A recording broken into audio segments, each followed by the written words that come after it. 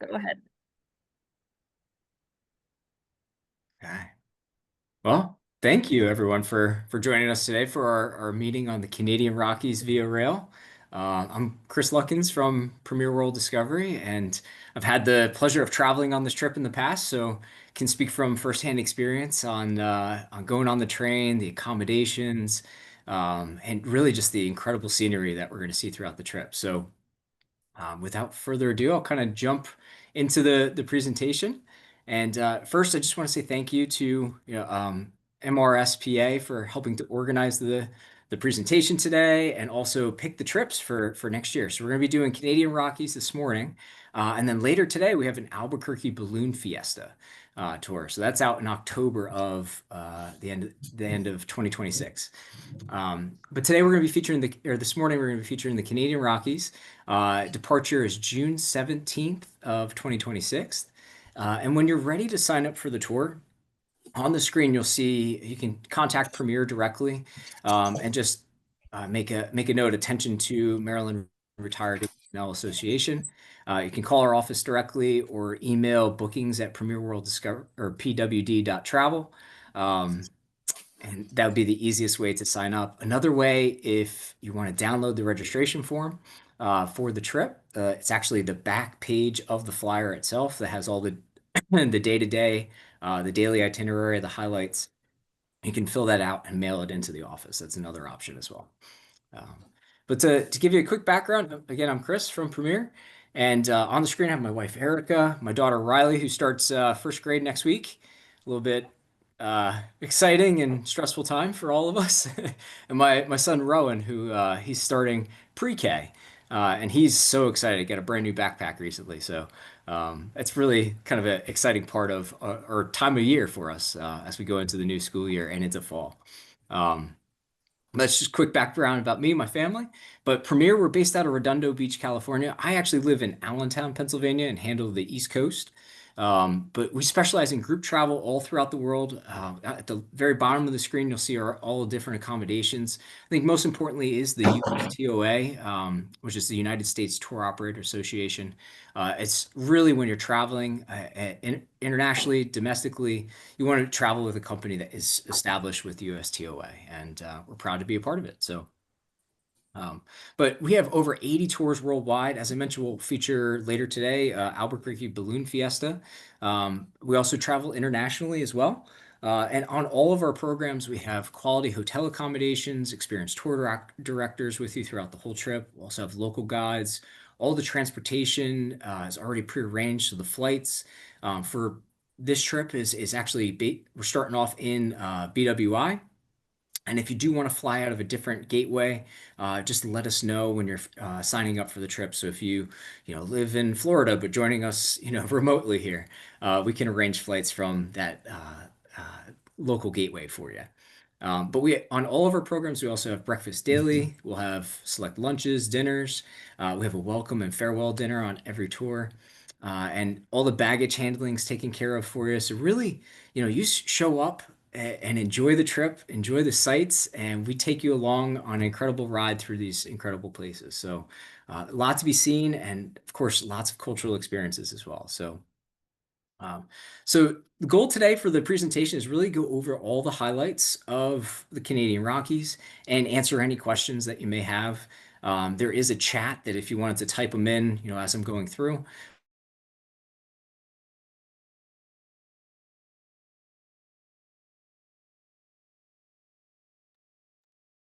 Chris, you got muted. It was probably my fault. I was trying to make sure everyone else was muted. It's okay.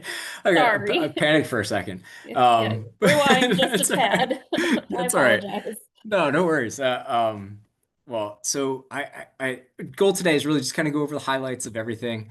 And then if you have any questions, please type them into the chat box, and then I'll answer them as we go through, or if at the very end of the presentation as well. So now on the screen you'll see a glance of the map of the itinerary. So we're going to be flying into Vancouver.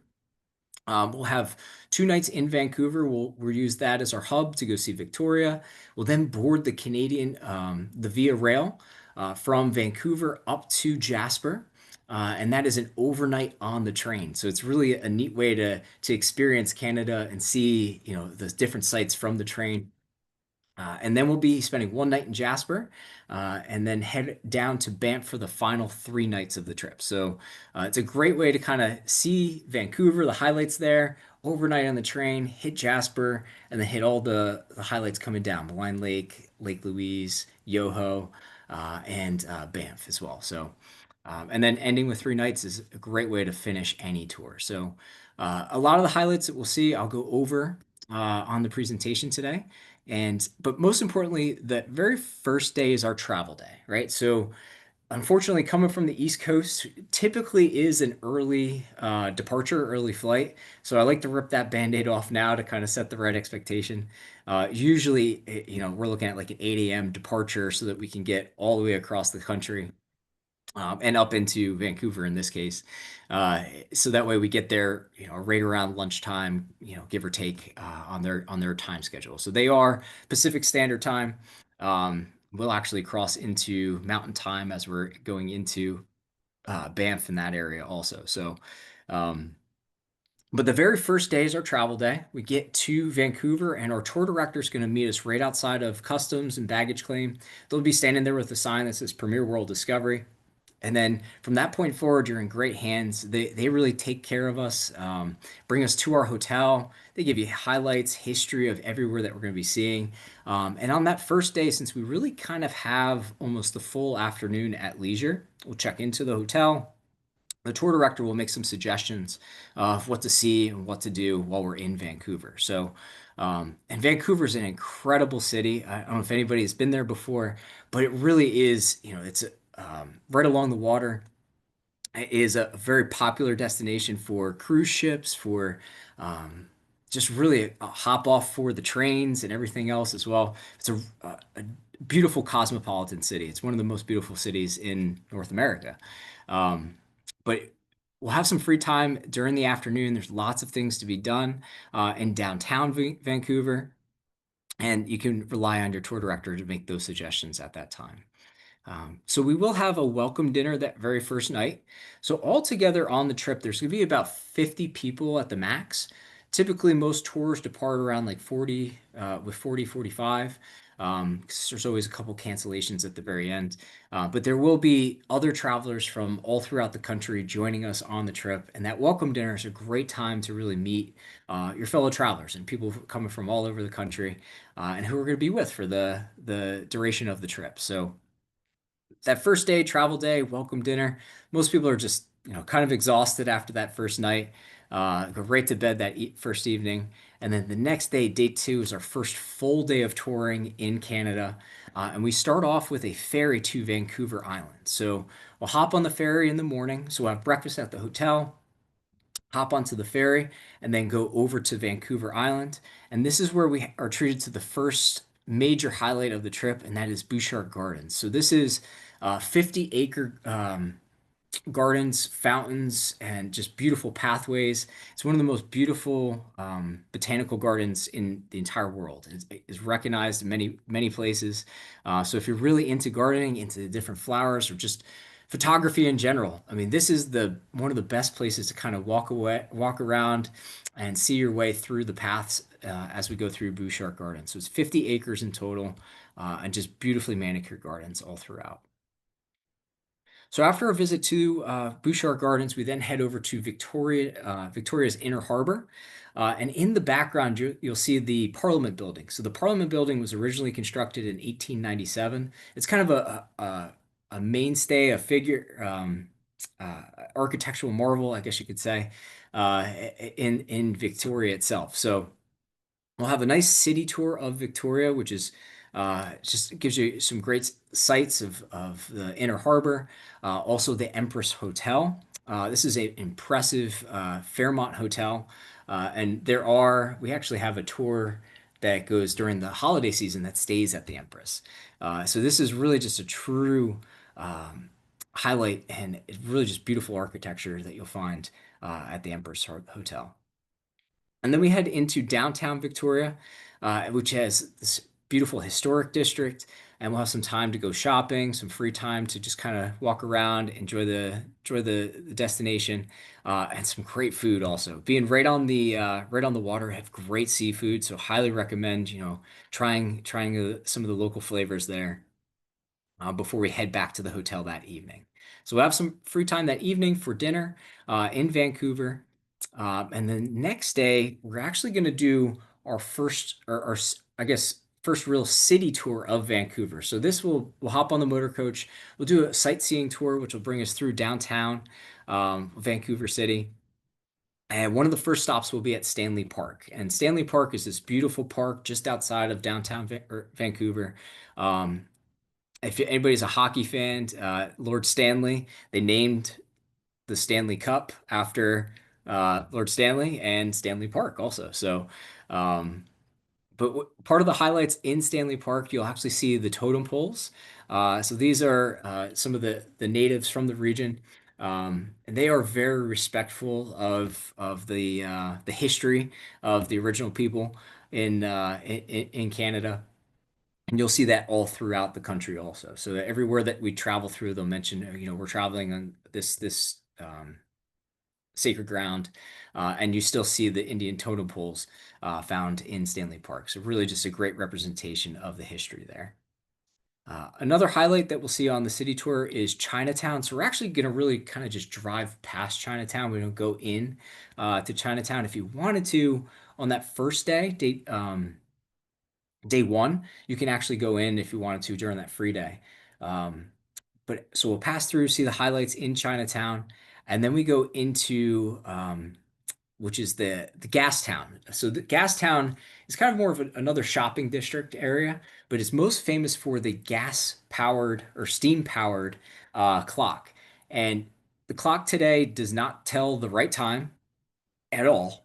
It actually has right around the base of the clock itself has big pillars that kind of protect it. The main reason that it doesn't tell the right time anymore is a car, frankly, just drove right into it.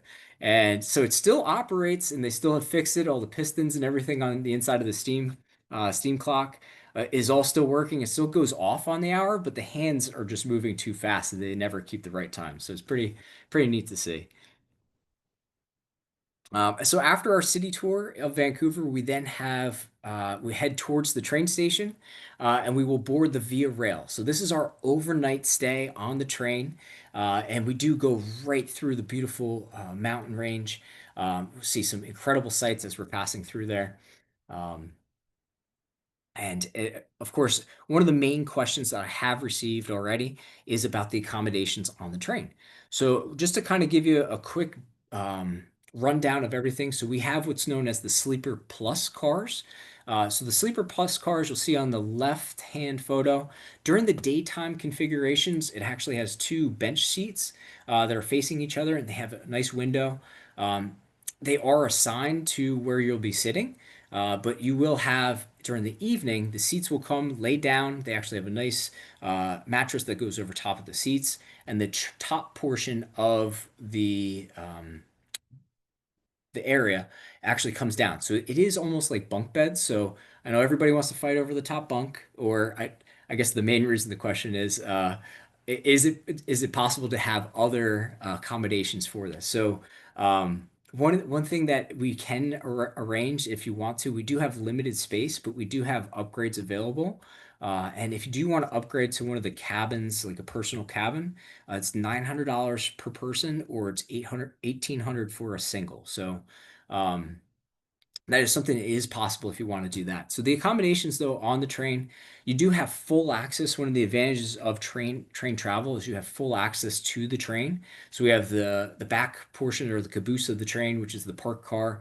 You also have the lounges, the 360-degree views. We have breakfast and lunch or dinner and breakfast on the train. So we actually depart from Vancouver at 3 p.m. And then arrive into Jasper at 11 a.m. on day four. So, and to kind of go through and show you some more of the highlights, of course, of the train, each car has access to what's known as the dome car. So at the very top of the train is the seats, beautiful seats, beautiful, wide open 360-degree view windows. So this is a view from the exterior. On the interior, this is the accommodation. So if you don't want to sit in your assigned area for the bedtime or daytime accommodations, you can just go up into the lounge car and go and kind of take in those 360-degree views and see all the sights as we're passing through these incredible destination. And then the park car or the caboose of the car is another lounge area that you'll be able to go and access. We have full access to all throughout the duration of the train ride. This is a nice little lounge area to kind of, get together. I've seen people just playing cards in the park car. Same thing in the lounge or the dome car also. So it's another access area that you can go and kind of spend your time while you're on the train. So one of the advantages of traveling in June is the daylight time is pretty much it up until about 10:30. You'll still have daylight at that point of the year. So you'll be able to see a lot of sights, and it's almost kind of when in comparison to what we're used to here in like the Mid-Atlantic area. Um, it's late. The sunlight is up until about 9 o'clock or so. There you have almost a full additional hour. It's almost kind of throws you off with the time change and everything, but it allows you t more time to see the beautiful mountains as we're passing by. So, one of the main highlights that you'll see from the train is the highest peak in the Canadian Rockies, and that is Mount Robson. And it is 13,000 feet above sea level, snow-capped pretty much year-round, and you'll see there's typically clouds around the top of the peak almost throughout the entire time. So it is really just impressive to see, and just one of the most dominating areas or dominating mountains that you'll see from the train. Another highlight that you'll notice on the train is we'll be passing through what's known as the Continental Divide. So the Continental Divide is where we're crossing in between where the water flows from the Atlantic Ocean to the Pacific Ocean. So I might be a little bit nerdy to mention this, but if when you're on the train, if you pay attention to the river as we're passing, on one side for going from the Pacific area, the water will be flowing towards the Pacific Ocean. And then when we cross the Continental Divide, you'll notice that the water of the rivers change directions and go towards the Atlantic in that case. It's really kind of neat to just see as you're passing through and as you're looking out the windows of the beautiful scenery there. So we'll overnight on the train, as I mentioned, and then we'll arrive into Jasper on day 4, right around 11 o'clock. So we are kind of at the mercy of the train travel. So sometimes we will actually pull over as they allow um, the cargo trains to go past. Being a leisure experience, we actually have some leisure time as they consider it. So they say right around 11. It could go up into right around noontime. But upon arrival in Jasper, you are treated with just these incredible mountain ranges. It's just this cool, crisp air, fresh air is the best way to explain it. It's like as soon as you step off the train, you almost have sea legs when you get off the train also. Or train legs, I guess you would call it, as you can kind of feel like the rocking of the rails as you get off. And Jasper is another beautiful area, so you have time to go and explore. We'll spend the night there. After we get off the train, we'll get onto the motor coach. We'll go and visit Jasper National Park. And this is where we're treated to, a whole different ecosystem, right? So it's a photographer's paradise. One of the main highlights is Malign Canyon. And this is where the water has just flown. You have these beautiful turquoise water and just kind of cut through the mountainside. And Malign Canyon is the main access point over to Malign Lake. And Malign Lake is actually the largest natural lake in the Canadian Rockies. You'll notice with a lot of the lakes in the Canadian Rockies, they have just this natural glacier blue water. And it's because of all the sediment that comes off of the mountainsides and into the water, giving it that very unique, almost turquoise hue to the water there. Just really impressive. Really just a beautiful sight to see. Now, while we're traveling through this, and while you're on the train, also, you do want to keep your eyes peeled for what they call the Big Four. So if you're In Africa, they have the big five there. In Canada, they have the big four. So that's the bighorn sheep, the bears, the elk, and the moose as well. So, and we have plenty of time as we're driving and as we're traveling through the area to kind of hopefully see some of that unique wildlife that is local to the region. Um, so that evening in Jasper, I will recommend going into downtown Jasper. That is actually the first place I saw an elk. It was just a quick funny story. We're sitting at the restaurant, and everybody all of a sudden is standing up and starting to run towards the windows. And what is happening? I'm thinking we're in the middle of nowhere, beautiful weather, beautiful views. Sure enough, there was an elk walking down the street in downtown Jasper. So naturally, like everybody else, I got up and went to take a picture, but because I was kind of slow to the photo, I have a picture of an elk's butt walking down the street of Jasper. So that was my first elk experience there. Um, so now on day five, we'll be heading from Jasper down towards Banff, and we'll be traveling along this incredible parkway or driveway known as the Icefields Parkway. And it's about a 3 hour drive from Jasper down to Banff. Just some more of those beautiful views, and it's this windy road that goes right through the mountain range. So on the right and left, you'll see where there's parts of the mountain where it's kind of torn away a lot of the pine trees and everything, and they'll actually they'll describe how it occurred, but a lot of it's from avalanches that come off of the side of the mountains there. But just beautiful scenery as we're going through here. And we're working our way through the Icefields Parkway on our way towards the Athabasca Glacier. So we'll have a chance to hopefully see maybe some moose, some elk as we're passing through. They do have something very unique through the Icefields Parkway where they have what's known as a natural bridge. So they actually have majority of the parkway fenced off so that the animals are not able to cross the roads. And when you're out in the middle of nowhere and a moose crosses in front of you, it um, could be a very rough day in that case. So they've kind of fenced majority of the parkway, and they now have these natural bridges that go over the top of the highway itself.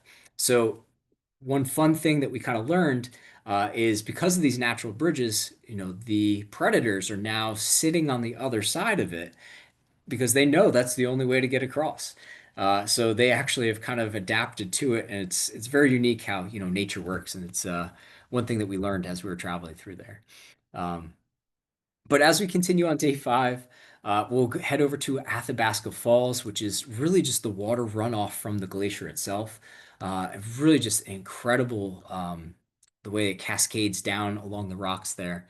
And then we head over to the Athabasca Glacier. So this is 1,000 foot thick glacier, part of the Columbia ice fields. It's actually one of the largest ice masses outside of the Arctic Circle. So we're going to be having an incredible experience as we go on what's known as the Ice Explorer. So it's this snow coach, big old wheels. I mean, if you can see in this picture, there is a person right next to one of the wheels itself. So they're a good 5 feet high. And we're going up onto the glacier. And this gives us a chance to kind of feel it's almost like a completely different climate up on top of the ice itself. So a little bit cooler. Definitely want to bring a jacket, even though we're in the middle of June. Um, Definitely want to bring a jacket as we go onto the glacier itself. And it's just really unique. And definitely wear sunglasses also, because the sun reflects right off of that ice. And it's just really bright when you're up on there. So those are my two suggestions for that. So we'll have some time on the glacier, and then we head back down and head towards Banff National Park, which will be we're right in the heart of Banff, our hotel, staying in downtown Banff, and Banff has a ton to offer. There's just a ton to be seen, a lot to do.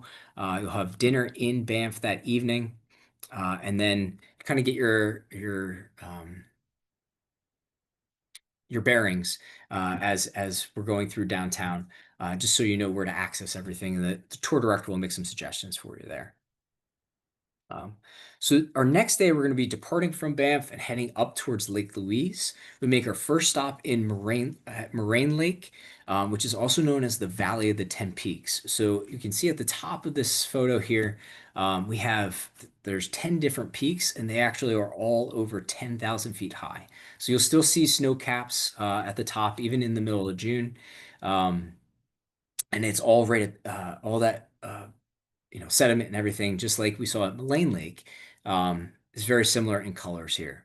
But when it comes to the lakes that we'll see on this trip, I still believe that Lake Louise is the most impressive. And if we do have a chance to go and tour the grounds of the Chateau Lake Louise, and you actually have they call it the $1 million view as well. So you'll go to the front of the Chateau Lake Louise, and you can see the glacier off in the background. You can walk around the edge of the lake. They actually have this nice paved trail that goes pretty much all the way around, and we'll have time to go and explore. I also recommend going inside of the Fairmont, the Chateau. Just beautiful, beautiful hotel. And I'll flip back one slide. A room with a lake view goes for upwards of $1,500 a night during the summer months. So it's nice to visit.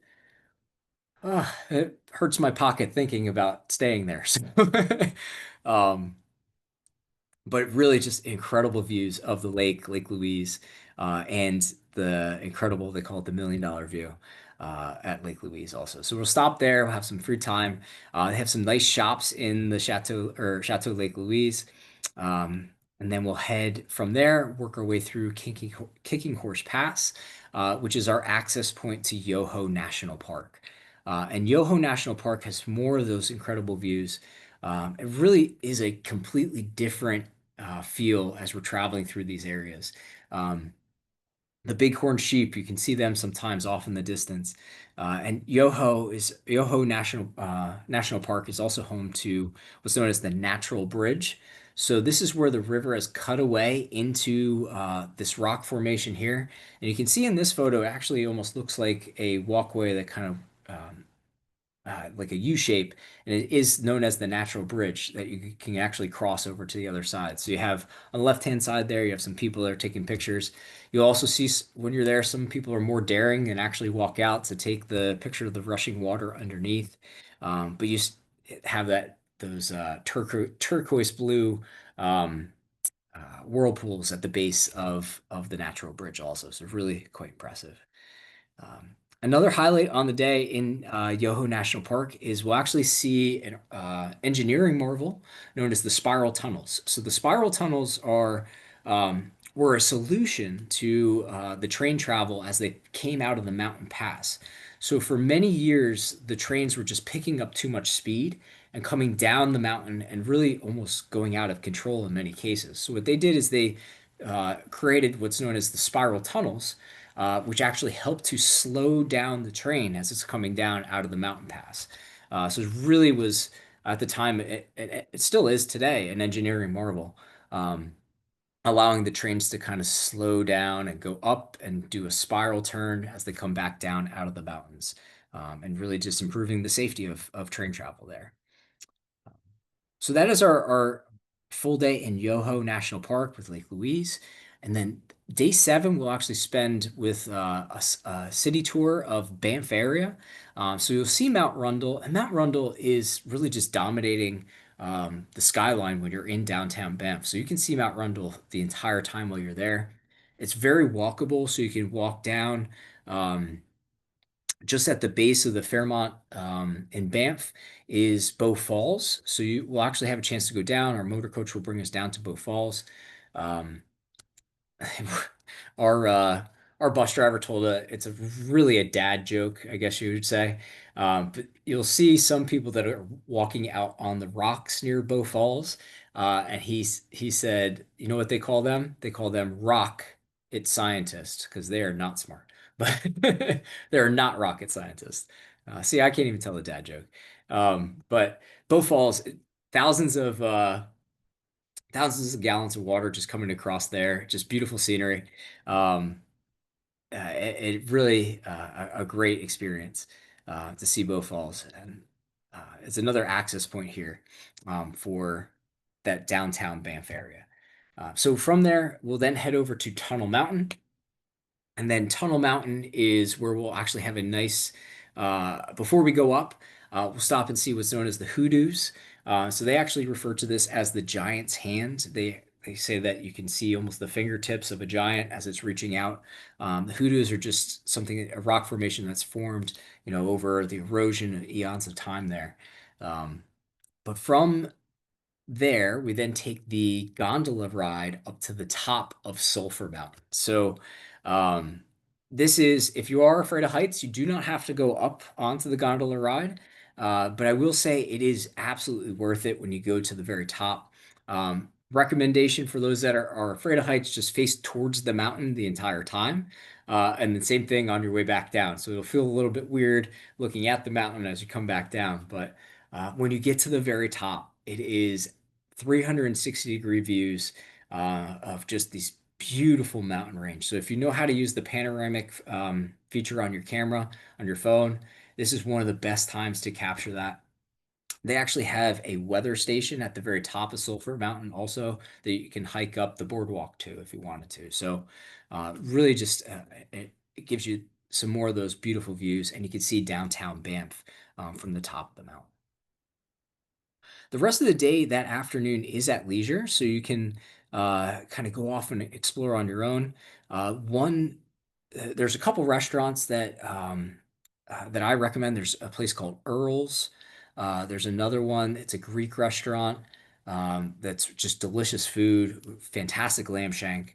Um, and there is, if you have a sweet tooth, there's a place called Beaver Tails. So Beaver Tails is it's like a deep fried pastry that they can put like a maple icing over with Nutella. I mean, if you want a sugar shock, it's one of the best treats that you'll ever have.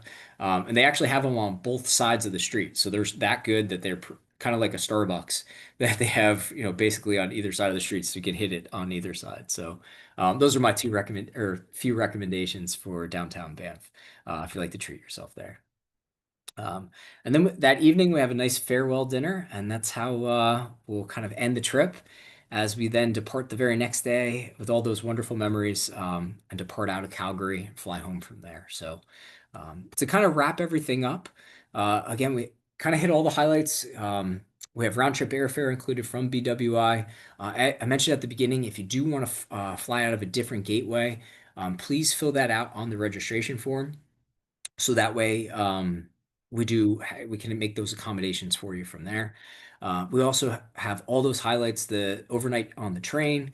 It's a 2-day rail experience. You have Vancouver City Tour, Vancouver Island, Bouchard Gardens, Lake Louise, 3 nights in Banff, and everything else that we hit today. So um, now I did see one of the questions that came across is about the weather. So, and this gives you hopefully a good idea of what to expect as far as temperatures go.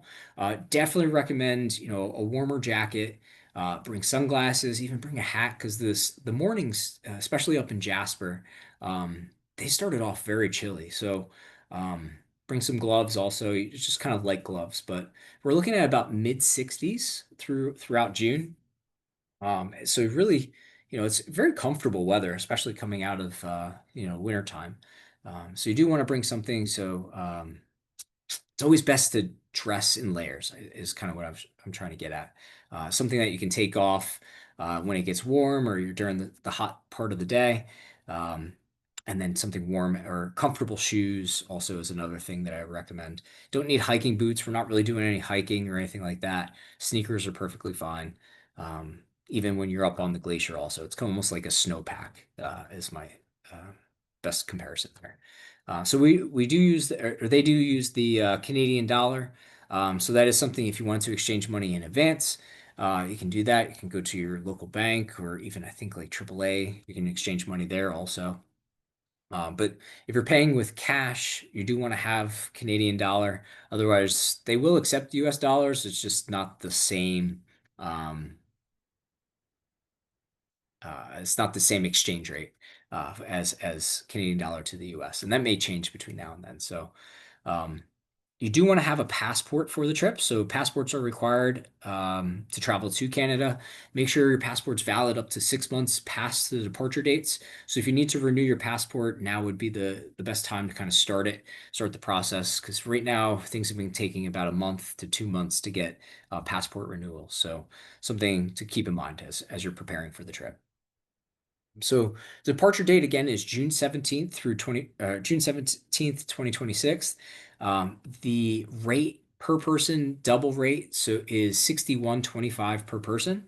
And that's with a booking discount. So to explain the booking discount, it is an extra $100 savings off the cost of the trip if you make your final payment in the form of a check. So the initial deposit can be made by credit card. Um, and really, if you want to do the full thing by credit card, you can also.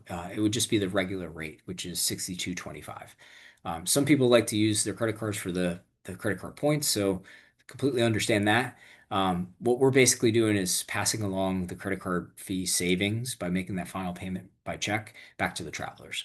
Um, it's really kind of the best way to explain it there. So if you want to get that extra $100 savings after the initial deposit, um, you have to make your final payment by check. So everything past the initial deposit.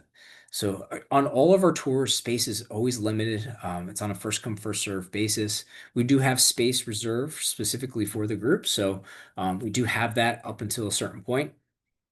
But always recommend signing up sooner rather than later. So um, that way you don't miss out on an incredible opportunity to see this incredible destination. So initial deposit is $600 per person, and we also offer a travel protection, which is $499 for this trip. So that does need to be done with the initial deposit when signing up. So to just kind of hit the travel protection quickly, you can get your own if you wish. We offer it; it's the same cost for everybody across the board, no pre-existings or anything like that. And it's fully refundable outside of 180 days. So you can cancel for any reason up until 180 days before departure, which I believe is December 16th. Um, and then you can get your deposit and insurance back. So the travel insurance is really there kind of for that peace of mind for any trip interruptions, travel delays, any accidents or illness that may happen while on tour. Um, and then even before the trip itself, you can cancel for medical reasons, get a full refund. Any reason we do issue a future travel credit. So if you broke a shoelace and think it's a bad omen, I can't go. I know it's the most ridiculous thing to say, but it's just kind of, thinking any reason, right? But medical reasons are fully refunded for cancellations there.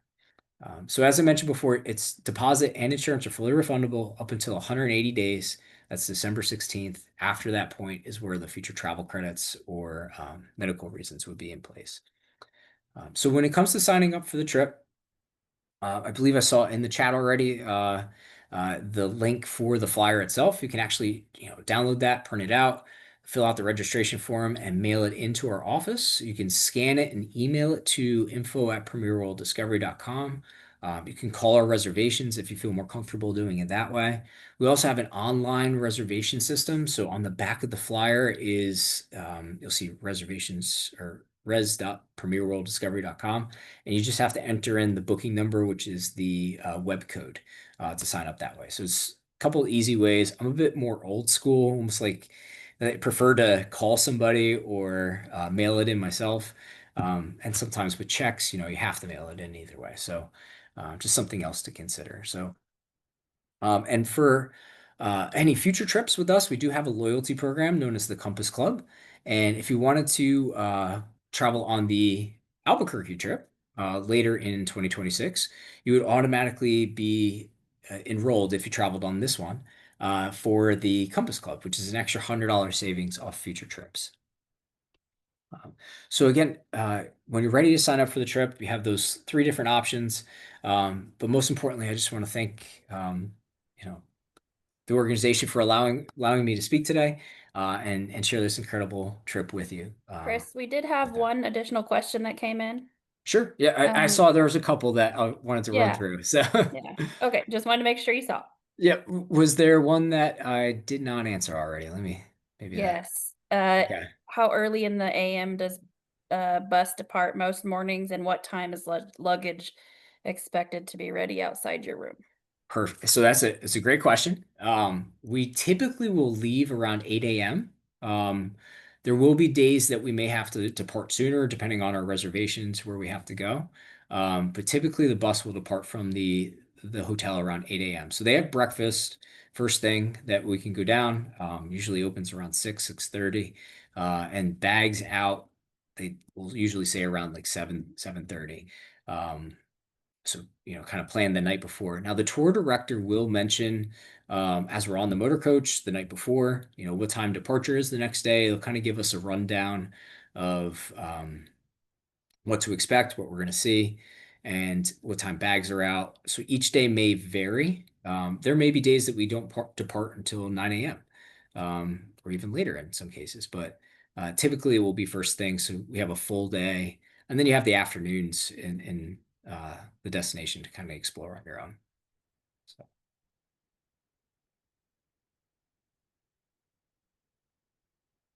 Is there toilet or sink in the bed area on the train? It's a great question, Lana.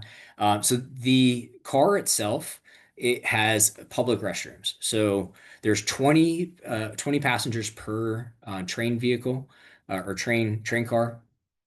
There is public bathrooms and then also one shower. So if you did want to shower on the train, it's a very unique experience to shower on the train. Kind of set that expectation, but you can do so. So packing an overnight bag is very important for that day. So I always recommend just like a backpack, just for travel purposes, daytime travel. You can pack your clothes, your overnight stuff, toiletries, everything you need for that overnight on the train. But a backpack is also good for the rest of the trip where we're hopping on and off the motor coach. You can pack your snacks. And hotels probably hate me for saying this, but grab an apple or stuff from the breakfast in the morning, so that we have snacks on board as well. So um, it's a great question for the accommodations there on the train. It So looks then like, you said it was a public bathroom. So that means if well, you're in the top bunk, you have to climb down and walk down the hall. yes, that's correct. Yep. Okay. So Is uh, the one photo, it does show it's a heart, like a heavy curtain that goes across, so that there is no bathrooms in that. If you did upgrade, there is a cabin upgrade that has its own bathroom if they did upgrade there. Oh, So. okay. Because I know people were asking me about that. And they said, I'll never make it if I have to climb off the top bunk and fall on the floor and get down the room. Yeah, so it's a good point. But the train cars in general, they're pretty short. So it's just like walking down the hall in most cases. But Okay. I have also heard in the past, I know the top bunk and bottom bunk, it's kind of hard for some travelers to get up into the top bunk. I've heard of people both sleeping on the bottom bunk. I had a set of travelers that told me as they came back from the trip that it's the first time we snuggled in a very long time, but it was a comfortable ride because we got rocked to sleep. But that was something else that I have heard in the past. Okay. Thank you. So yeah, you're Looks like welcome. there's one more question from Kenneth. Yep, and all inclusive includes air from BWI. Yep, that's correct. Yeah, so it's land, air, taxes, all the accommodations, the train, the motor coach. Um, that's all included in the rates for the trip. If flying from a different gateway, it may be a different rate, but this is the air rates from BWI. So if you are flying from a different one, we will find that out for you um, before you sign up. So got it.